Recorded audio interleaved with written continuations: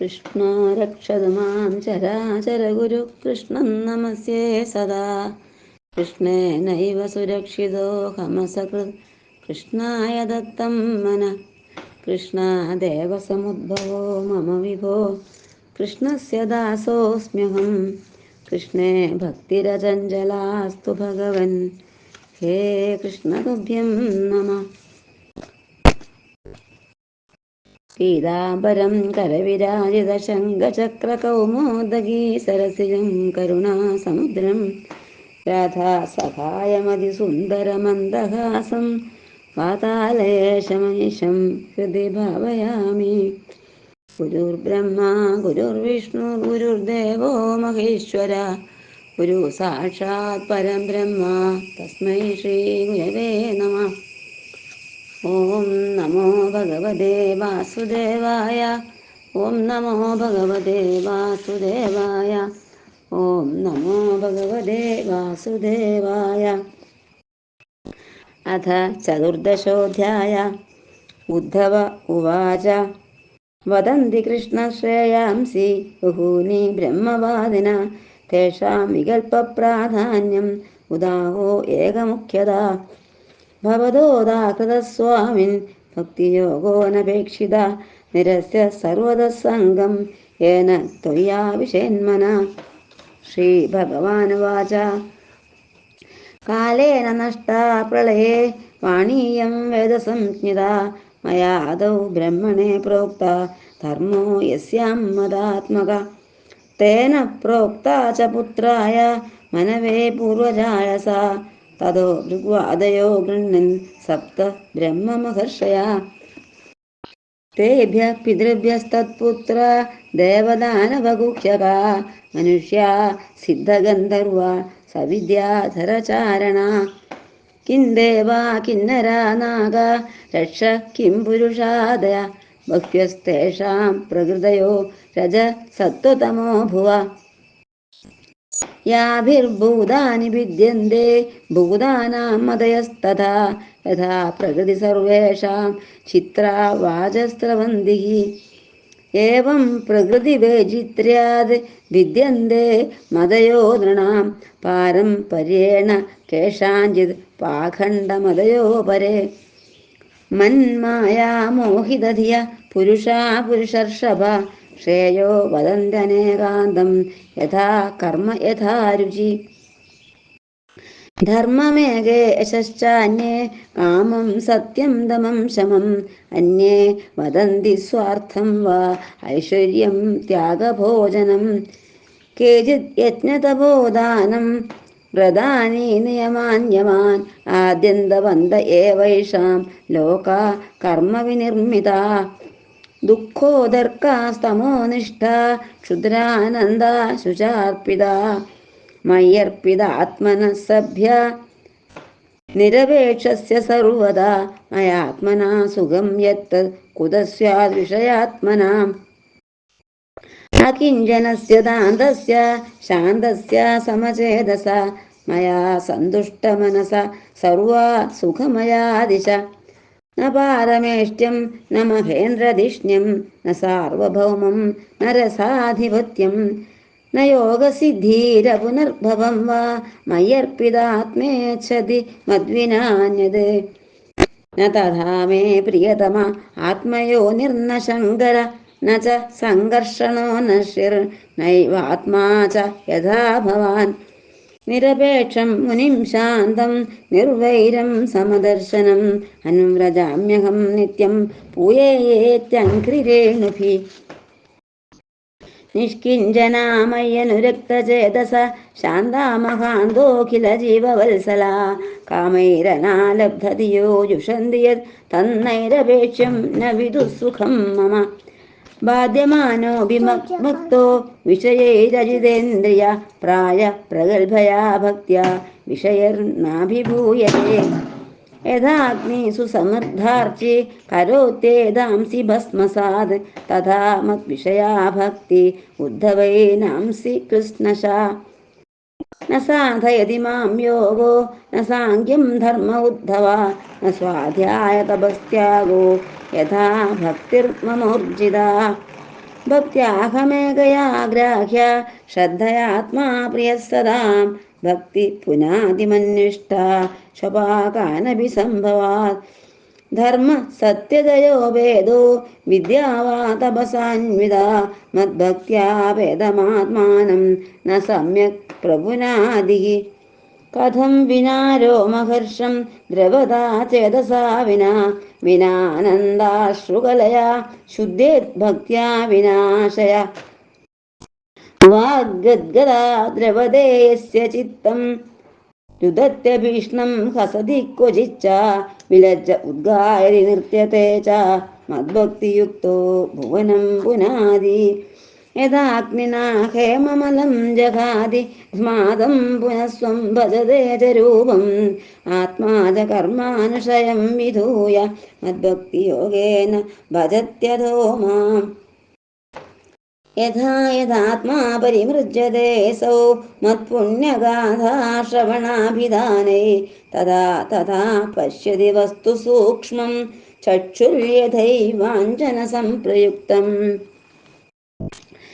വിഷയാൻ ധ്യായതശ്ചിത്തം വിഷയേഷു വിസജ്ജതേ മാമനുസ്മരതശ്ചിത്തം മയ്യേവ പ്രവിലീയതേ തസ്മാദസദഭിധ്യാനം യഥാ സ്വപ്നമനോരഥം ഹിത്വാ മയി സമാധുൽസം മനോ മദ്ഭാവഭാവിതം സ്ത്രീണാം സ്ത്രീസംഗിനാം സംഗം ത്യക്ത്വാ ദൂരദാത്മവാൻ ക്ഷേമേ വിവിക്ത ആസീന ചിന്തയന്മാമതന്ത്രിത ന തഥാസ്യ ഭവേത് ക്ലേശോ ബന്ധശ്ചാന്യപ്രസംഗത യോഷിൽ സംഗാത് യഥാ പുംസോ യഥാ തത്സംഗി സംഗത ഉദ്ധവ ഉവാച യഥാ ത്വാമരവിന്ദാക്ഷ യാദൃശം വാ യഥാത്മകം ധ്യായേന്മുമുക്ഷുരേ തന്മേ ധ്യാനം ത്വം വക്തുമർഹസി. ശ്രീഭഗവാനുവാച സമ ആസന ആസീന സമകായോ യഥാ സുഖം ഹസ്താ ഉത്സംഗ ആധായ സ്വനാസാഗ്രകൃതേ ക്ഷണ പ്രാണസ്യ ശോധയേന്മാർഗം പൂരകുംഭകരേ ജഗേ വിപര്യയേണാഭിശനൈരഭ്യസേന്നിർജിതേന്ദ്രിയ ഹൃദ്യവിച്ഛിന്നമോങ്കാരം ഖണ്ഡാനാദം വിസോന്നവത് പ്രാണേനോദീര്യ തത്രാഥ പുനഃ സംവേശയേശ്വരം.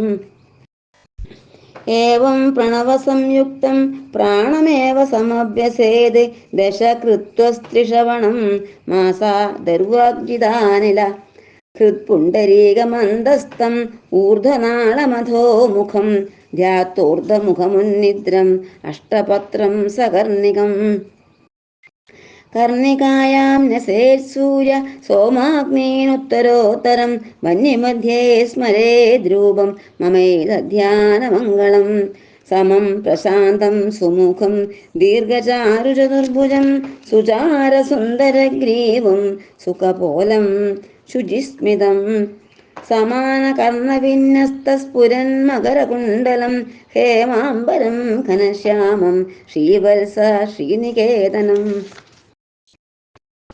ശംഖചക്രഗദാപത്മവനമാലാ വിഭൂഷിതം നോപുരൈർവിലസത്പാദം കൗസ്തുഭ പ്രഭയായുധം ദ്യുമത്കിരീടകടകകടിസൂത്രാംഗദായുധം സർവാംഗസുന്ദരം ഹൃദ്യം പ്രസാദസുമുഖേക്ഷണം സുകുമാരമഭിധ്യായേത് സർവാംഗേഷു മനോദദത് ഇന്ദ്രിയാണിന്ദ്രിയാർത്ഥേഭ്യോ മനസാകൃഷ്യ തന്മന ബുദ്ധ്യാ സാരഥിനാ ധീര പ്രണയേന്മയി സർവദാ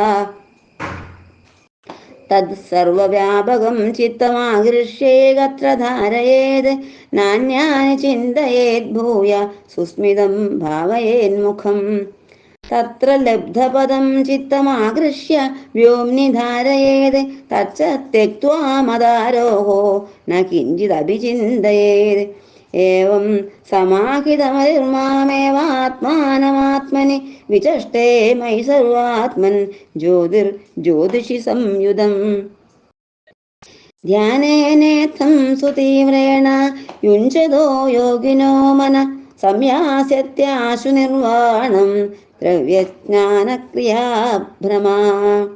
സർവം ശ്രീകൃഷ്ണാർപ്പണമസ്തു. इति श्रीमद्भागवते महापुराणे पारमहंस्यां संहितायाम् एकादशस्कन्धे चतुर्दशोऽध्याय। सर्वत्र गोविन्दनामसङ्कीर्तनं गोविन्द गोविन्द. ശ്രീഹരേ ഗുരുവായൂരപ്പ ശരണം. സച്ചിദാനന്ദരൂപായ വിശ്വോൽപത്യാദിഹേതവേ താപത്രയ വിനാശായ ശ്രീകൃഷ്ണായ വയം നമഃ.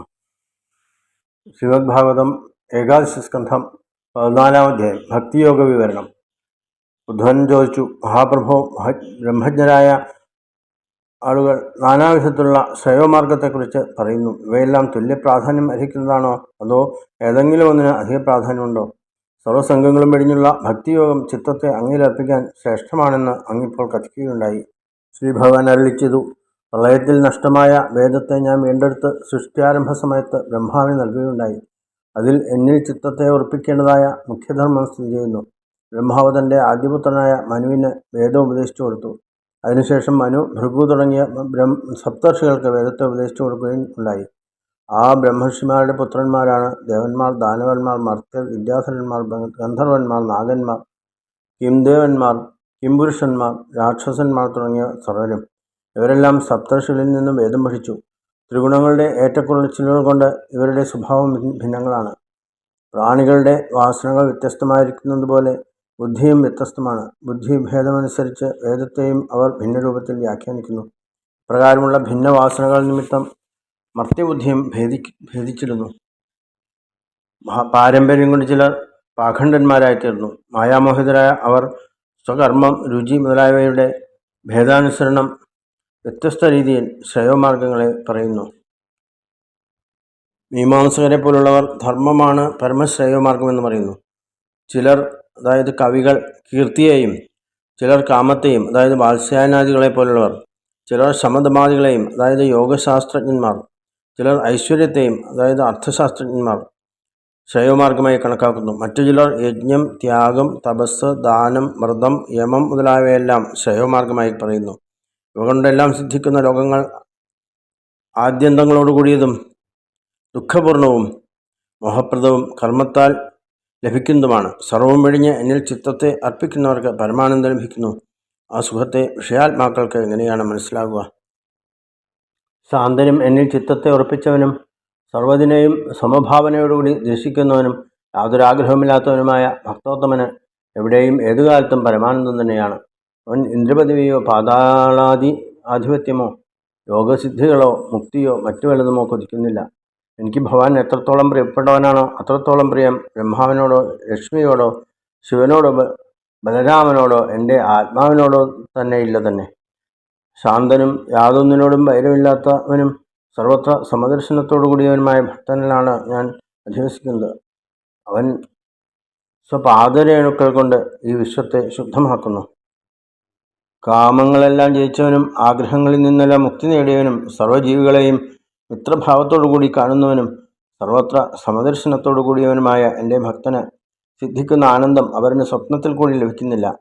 എൻ്റെ ഭക്തൻ ഇന്ദ്രിയ ജയമില്ലാത്തവനായിരുന്നാലും വിഷയബദ്ധനായിത്തീരുകയില്ല. എന്നിലുള്ള ഭക്തി അവനെ വിഷയങ്ങളിൽ നിന്ന് മുക്തനാക്കി തീർക്കും. കത്തിജ്വലിക്കുന്ന അഗ്നി വിറകിൻ കൂട്ടത്തെ എല്ലാം വെണ്ണീറാക്കുന്നില്ലേ? അതുപോലെ തന്നെ എന്നിലുള്ള ഭക്തിയും സർവഭാവങ്ങളെയും എരിച്ചുകളയും. യോഗം, സാഖ്യം, തപസ്, വേദാധ്യയനം, ധർമാനുഷ്ഠാനം, ദാനം മുതലായവയൊന്നും ഭക്തി പോലെ എന്നെ പ്രാപിക്കാൻ ഉപയുക്തങ്ങളല്ല. സജ്ജനങ്ങളാൽ ആരാധിക്കപ്പെടുന്നവനും സർവാത്മാവുമായ ഞാൻ ഏകാന്തഭക്തി കൊണ്ട് പ്രാപിക്കപ്പെടുന്നവനുമാണ്. എന്നിലുള്ള ദൃഢഭക്തി ചണ്ടാളരെ കൂടി ശുദ്ധമാക്കുന്നു. എന്നിലുള്ള ഭക്തി എന്ന പോലെ തപസ്സോ വിദ്യയോ ധർമാനുഷ്ഠാനമോ സത്യമോ ദയോ ചിത്തത്തെ ശുദ്ധീകരിക്കുകയില്ല. ഭക്തി കൊണ്ട് കോൽമയിൽ കൊള്ളാതെയും ചിത്തം ദ്രവിക്കാതെയും ആനന്ദാശ്രു തൂകാതെയും എങ്ങനെയാണ് അന്ധക്കരണം ശുദ്ധമാവുക? എന്നിൽ ചിത്തമുറച്ചവൻ്റെ വാക്കുകൾ പലപ്പോഴും ഇടറിയേക്കാം, മനസ്സ് അലിഞ്ഞു പോയേക്കാം. ചിലപ്പോൾ അവൻ ലജ്ജയില്ലാത്തവനായി എൻ്റെ ലീലകൾ പാടി കളിക്കുകയോ ചിരിക്കുകയോ കരയുകയോ ചെയ്യും. പ്രകാരം എന്നിൽ ദൃഢഭക്തിയോടുകൂടിയവൻ സ്വപാദാംബുജ രജസ്സുകൊണ്ട് ഭുവനത്തെ പരിശുദ്ധമാക്കി തീർക്കുന്നു. യഥാഗ്നിനാ ഹേമമലം ജഹാദി മാതം പുനഃസ്വം ഭജത്തെ ച രൂപം ആത്മാച കർമാനുശയം വിധൂയ മദ്ഭക്തിയോഗേന ഭജത്യഥോ മാം. അഗ്നിയിലിട്ട സ്വർണം മാലിന്യങ്ങളെല്ലാം ചേർന്ന് പരിശുദ്ധമായിത്തീരുന്നില്ലേ? അതുപോലെ എന്നിലുള്ള ഭക്തി കൊണ്ട് വാസനാ മാലിന്യങ്ങൾ എല്ലാം നശിച്ച് ശുദ്ധനായിത്തീർന്നവൻ എന്നെ തന്നെ പ്രാപിക്കുന്നു. അഞ്ജനമെഴുതിയ നേത്രങ്ങൾ കൊണ്ട് പദാർത്ഥങ്ങളുടെ കാഴ്ച ഉണ്ടായി വരുന്നു. അതുപോലെ തന്നെ ഒരുവൻ എൻ്റെ പുണ്യചരിതത്തെ ശ്രവിക്കുകയും കീർത്തിക്കുകയും ചെയ്യുന്നതുകൊണ്ട് ഹൃദയം എത്രത്തോളം ശുദ്ധമായിത്തീരുന്നുവോ അത്രത്തോളം പരമാർത്ഥ വസ്തുവായിരിക്കുന്ന എന്നെ ദർശിക്കുന്നു. വിദ്വാനായവൻ സ്ത്രീജനങ്ങളോടും അവരോട് ഇടപഴകുന്ന പുരുഷന്മാരോടുമുള്ള സംസർഗത്തെ കൈവെടിയണം. പിന്നെ ഏകാന്തസ്ഥലത്തെ പ്രാപിച്ച് എന്നെ നിരന്തരം ധ്യാനിക്കണം. പുരുഷന് സ്ത്രീസംഘം കൊണ്ടും സ്ത്രീജിതരായവരോടുള്ള സംഘം കൊണ്ടും ഉണ്ടാകുന്നത്ര ക്ലേശം മറ്റൊന്നുകൊണ്ടും ഉണ്ടാകുകയില്ല. ഉദ്ധവൻ ചോദിച്ചു, അല്ലയോ ഭഗവാനെ, മോക്ഷാർത്ഥിയായവൻ അങ്ങയെ ഏത് രൂപത്തിൽ ഏതേത് ലക്ഷണങ്ങളോടുകൂടി ഏതു വിധത്തിൽ ധ്യാനിക്കണം? ശ്രീ ഭഗവാൻ പറഞ്ഞു, സമമായ ആസനത്തിൽ ശരീരം വളയാത്ത വിധത്തിൽ നിവർന്നിരിക്കണം. പിന്നെ കൈകൾ മടിയിൽ ചേർത്ത് നാസാഗ്രത്തിൽ ദൃഷ്ടി ചെയ്യണം. പൂരകം മുതലായവ കൊണ്ട് പ്രാണശുദ്ധി വരുത്തണം. പിന്നെ വിപരീത ക്രമത്തിലും ചെയ്യണം. ഇടതുവശത്തെ നാഡിയായ ഇടവഴിയും വലതുവശത്തെ നാഡിയായ പിങ്കള വഴിയുമാണ് ശ്വാസോച്ഛ്വാസം നടത്തുന്നത്. പ്രാണനെ അകത്തോട്ട് എടുക്കുന്നതിനെ പൂരകമെന്നും അവിടെ നിർത്തുന്നതിനെ കുംഭകമെന്നും പുറത്തോട്ട് വിടുന്നതിനെ രേചകമെന്നും പറയുന്നു. പ്രാണനെ അകത്തു നിർത്തുന്നതിൻ്റെ മാത്ര ക്രമേണ വർദ്ധിപ്പിക്കുന്നതാണ് സാധാരണ പ്രാണായാമത്തിൽ ചെയ്യാറുള്ളത്.